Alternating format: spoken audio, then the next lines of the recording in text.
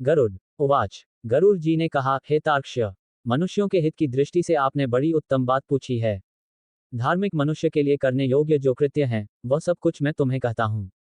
पुण्यात्मा व्यक्ति वृद्धावस्था के प्राप्त होने पर अपने शरीर को व्याधिग्रस्त तथा ग्रहों की प्रतिकूलता को देखकर और प्राणवायु के नाद न सुनाई पड़ने पर अपने मरण का समय जानकर निर्भय हो जाए और आलस्य का परित्याग कर जाने अनजाने किए गए पापों के विनाश के लिए प्रायश्चित का आचरण करे। जब आतुरकाल उपस्थित हो जाए तो स्नान करके शालग्राम स्वरूप भगवान विष्णु की पूजा कराए। गंध, पुष्प, कुमकुम, तुलसीदल, धूप, दीप तथा बहुत से मोदक आदि नैवेद्यों को समर्पित करके भगवान की अर्चा करे और विप्रों को दक्षिणा देकर नैवेद्य का ही भोजन कराएं तथा अष्टाक्षर ऊँ नमो नारायणाय अथवा द्वादशाक्षर ऊँ नमो भगवते वासुदेवाय मंत्र का जप करें। भगवान विष्णु और शिव के नाम का स्मरण करें और सुने। भगवान का नाम कानों से सुनाई पड़ने पर वह मनुष्य के पाप को नष्ट करता है। रोगी के समीप आकर बांधवों को शोक नहीं करना चाहिए। प्रत्युत मेरे पवित्र नाम का बार बार स्मरण करना चाहिए। विद्वान व्यक्ति को मत्स्य, कूर्म, वराह, नारसिंह, वामन, परशुराम, राम, कृष्ण, बुद्ध और कल्कि भगवान के ये 10 अवतार हैं, इन 10 नामों का सदा स्मरण कीर्तन करना चाहिए। जो व्यक्ति रोगी के समीप उपर्युक्त नामों का कीर्तन करते हैं, वे ही उसके सच्चे बांधव कहे गए हैं। कृष्ण, यह मंगलमय नाम जिसकी वाणी से उच्चरित होता है, उसके करोड़ों महापातक तत्काल भस्म हो जाते हैं। मरणासन अवस्था में अपने पुत्र के बहाने से नारायण नाम लेकर अजामिल भी भगत धाम को प्राप्त हो गया, तो फिर जो श्रद्धापूर्वक भगवान के नाम का उच्चारण करने वाले हैं, उनके विषय में क्या कहना। दूषित चित्तवृत्ति वाले व्यक्ति के द्वारा भी स्मरण किए जाने पर भगवान उसके समस्त पापों को नष्ट कर देते हैं, जैसे अनिच्छापूर्वक भी स्पर्श करने पर अग्नि जलाता ही है। हे द्विज, वासना के सहित पापों का समूल विनाश करने की जितनी शक्ति भगवान नाम में है, पातकी मनुष्य उतना पाप करने में समर्थ ही नहीं है। यमदेव अपने किंकरों से कहते हैं, हे दूतों, हमारे पास नास्तिकजनों को ले आया करो। भगवान के नाम का स्मरण करने वाले मनुष्यों को मेरे पास मत लाया करो, क्योंकि मैं स्वयं अच्युत, केशव, राम, नारायण, कृष्ण, दामोदर, वासुदेव, हरि, श्रीधर, माधव, गोपिकावल्लभ, जानकीनायक रामचंद्र का भजन करता हूँ। हे दूतों, जो व्यक्ति हे कमलनयन, हे वासुदेव, हे विष्णु, हे धरणीधर, हे अच्युत, हे शंखचक्रपाणी, आप मेरे शरणदाता हो कहते हैं, उन निष्पाप व्यक्तियों को तुम दूर से ही छोड़ देना। हे दूतों, जो निष्कीचन और रसज्ञ परमहंसों के द्वारा निरंतर आस्वादित भगवान मुकुंद के पादारविंद मकरंद रस से विमुख हैं, अर्थात भगवत भक्ति से विमुख हैं और नरक के मूल गृहस्थी के प्रपंच में तृष्णा से बद्ध हैं, असत्पुरुषों को मेरे पास लाया करो। जिनकी जिह्वा भगवान के गुण और नाम का कीर्तन नहीं करती, चित्त भगवान के चरणाविंद का स्मरण नहीं करता, सिर एक बार भी भगवान को प्रणाम नहीं करता, विष्णु के आराधना उपासना आदि कृत्यों से रहित असत्पुरुषों को मेरे पास ले आओ। इसलिए हे पक्षींद्र, जगत में मंगल स्वरूप भगवान विष्णु का कीर्तन ही एकमात्र महान पापों के आत्यंतिक और निवृत्ति का प्रायश्चित है, जानो। नारायण से पराडमुख रहने वाले व्यक्तियों के द्वारा किए गए प्रायश्चित्ताचरण भी दुर्बुद्धि प्राणी को उसी प्रकार पवित्र नहीं कर सकते, जैसे मदिरा से भरे घट को गंगाजी सदृश नदियां पवित्र नहीं कर सकती। भगवान कृष्ण के नाम स्मरण से पाप नष्ट हो जाने के कारण जीव नरक को नहीं देखते और स्वप्न में भी कभी यम तथा यमदूतों को नहीं देखते। जो व्यक्ति अंतकाल में नंदनंदन भगवान श्री कृष्ण के पीछे चलते हैं, गाय को ब्राह्मणों को दान देता है, वह मांस, हड्डी और रक्त से परिपूर्ण वैतरणी नदी में गिरता अथवा जो मृत्यु के समय में नंदनंदन इस प्रकार की वाणी का उच्चारण करता है, शरीर धारण नहीं करता अर्थात मुक्त हो जाता है। अतः पापों के समूह को नष्ट करने वाले महाविष्णु के नाम का स्मरण करना चाहिए अथवा गीत या विष्णु सहस्त्रनाम का पठन अथवा श्रवण करना चाहिए। एकादशी का व्रत, गीता, गंगाजल, तुलसीदल, भगवान विष्णु का चरणामृत और नाम ये मरण काल में मुक्ति देने वाले हैं। इसके बाद घृत और सुवर्ण सहित अन्नदान का संकल्प करें। श्रोत्रिय द्विज वेद पाठी ब्राह्मण को सवत्सा गौ का दान करें। हे तार्क्ष्य, जो मनुष्य अंतकाल में थोड़ा बहुत दान देता है और पुत्र उसका अनुमोदन करता है, वह दान अक्षय होता है। सत्पुत्र को चाहिए कि अंतकाल में सभी प्रकार का दान दिलाए। लोक में धर्मज्ञ पुरुष इसीलिए पुत्र के लिए प्रार्थना करते हैं। भूमि पर स्थित आधी आंखें मूंदे हुए पिता को देखकर पुत्रों को उनके द्वारा पूर्व संचित धन के विषय में तृष्णा नहीं करनी चाहिए। सत्पुत्र के द्वारा दिए गए दान से जब तक उसका पिता जीवित हो तब तक और फिर मृत्यु के अनंतर आतिवाहिक शरीर से भी परलोक के मार्ग में वह दुख नहीं प्राप्त करता। आतुरकाल और ग्रहण काल, इन दोनों कालों में दिए गए दान का विशेष महत्व है, इसलिए तिल आदि अष्टदान अवश्य देने चाहिए। तिल, लोहा, सोना, कपास, नमक, सप्तधान्य, धान, जौ, गेहूं, उड़द, काकुन या कंगुनी और चना, ये सप्तधान्य कहे जाते हैं। भूमि और गाय, इनमें से एक एक का दान भी पवित्र करने वाला है। यह अष्ट महादान महापातकों का नाश करने वाला है, अतः अंतकाल में इसे देना चाहिए। इन दानों का जो उत्तम फल है उसे सुनो। 3 प्रकार के पवित्र तिल मेरे पसीने से उत्पन्न हुए हैं। असुर, दानव और दैत्य तिल दान से तृप्त होते हैं। श्वेत, कृष्ण तथा कपिल भूरे वर्ण के तिल का दान वाणी, मन और शरीर के द्वारा किए गए त्रिविध पापों को नष्ट कर देता है। लोहे का दान भूमि में हाथ रख कर देना चाहिए। करने से वह जीव यम सीमा को नहीं प्राप्त होता और यम मार्ग में नहीं जाता। पाप कर्म करने वाले व्यक्तियों का निग्रह करने के लिए यम के हाथ में कुल्हाड़ी, मूसल, दंड, तलवार तथा छुरी शस्त्र के रूप में रहते हैं। यमराज के आयुधों को संतुष्ट करने के लिए ये लोहे का दान कहा गया है, इसलिए यमलोक में सुख देने वाले लोहदान को करना चाहिए। पुरण, श्यामसूत्र, शंडामर्क, औदुंबर, शेषंबल नामक यम के महादूत लोहदान से सुख प्रदान करने वाले होते हैं।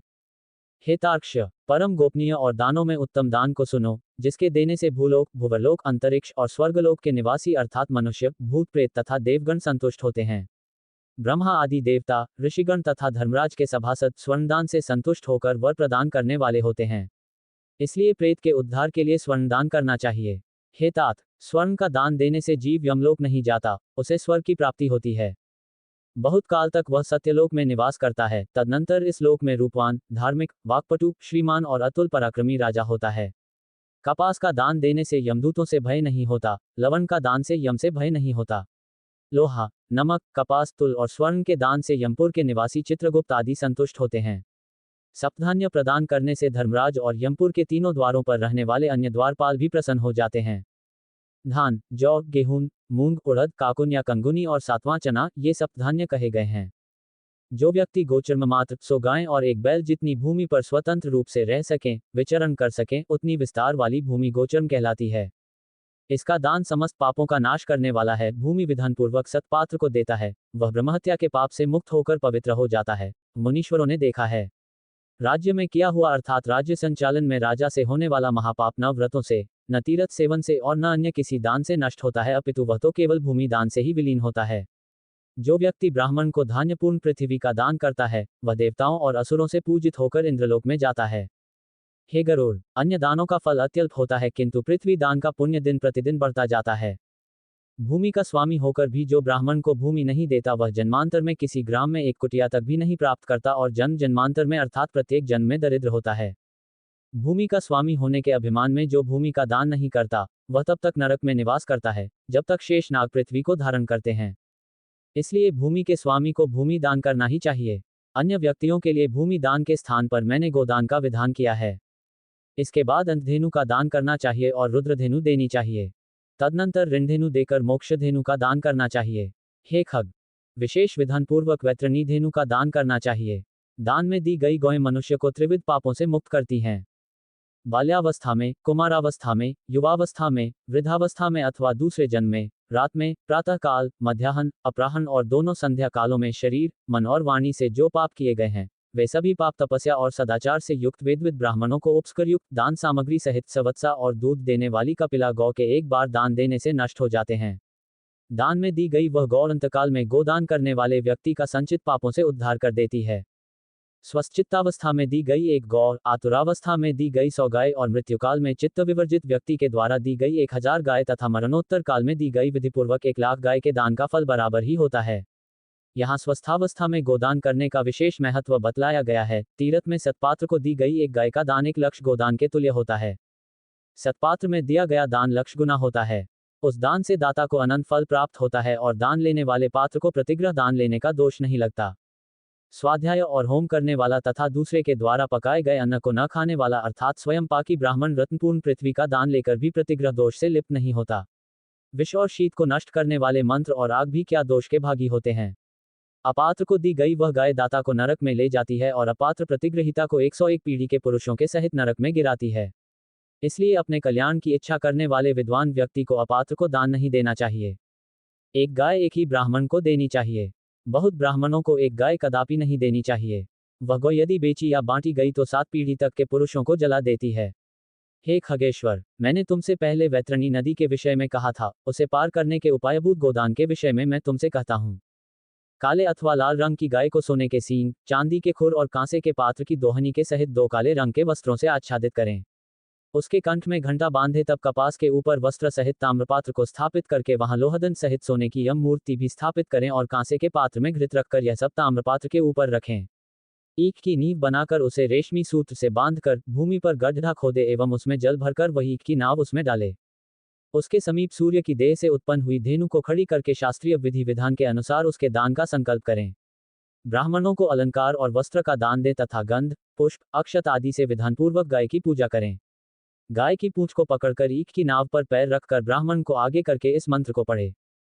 हे जगन्नाथ, हे शरणागत वत्सल, भवसागर में डूबे हुए शोक संताप की लहरों से दुख प्राप्त करते हुए जनों के आप ही रक्षक हैं। हे ब्राह्मण श्रेष्ठ, विष्णु रूप, भूमिदेव, आप मेरा उद्धार कीजिए। मैंने दक्षिणा के सहित यह वैतरणी रूपिणी गाय आपको दी है, आपको नमस्कार है। मैं महाभयावह यम मार्ग में 100 योजन विस्तार वाली उस वैतरणी नदी को पार करने की इच्छा से आपको इस वैतरणी गाय का दान देता हूँ। आपको नमस्कार है। हे वैतरणी धेनु, हे देवेशी, यमद्वार के महामार्ग में वैतरणी नदी के पार कराने के लिए आप मेरी प्रतीक्षा करना, आपको नमस्कार है। मेरे आगे भी गौएं हों, मेरे पीछे भी गौएं हों, मेरे हृदय में भी गौएं हों और मैं गौं के मध्य में निवास करूं। जो लक्ष्मी सभी प्राणियों में प्रतिष्ठित हैं तथा जो देवता में प्रतिष्ठित हैं, वही धेनुरूपा लक्ष्मी देवी मेरे पाप को नष्ट करें। इस प्रकार मंत्रों से भली भांति प्रार्थना करके हाथ जोड़कर गाय और यम की प्रदक्षिणा करके सब कुछ ब्राह्मण को प्रदान करें। हे खग, इस विधान से जो वैतरणी धेनु का दान करता है, वह धर्म मार्ग से धर्मराज की सभा में जाता है। शरीर की स्वस्थावस्था में ही वैतरणी विषयक व्रत का आचरण कर लेना चाहिए और वैतरणी पार करने की इच्छा से विद्वान को वैतरणी गाय का दान करना चाहिए।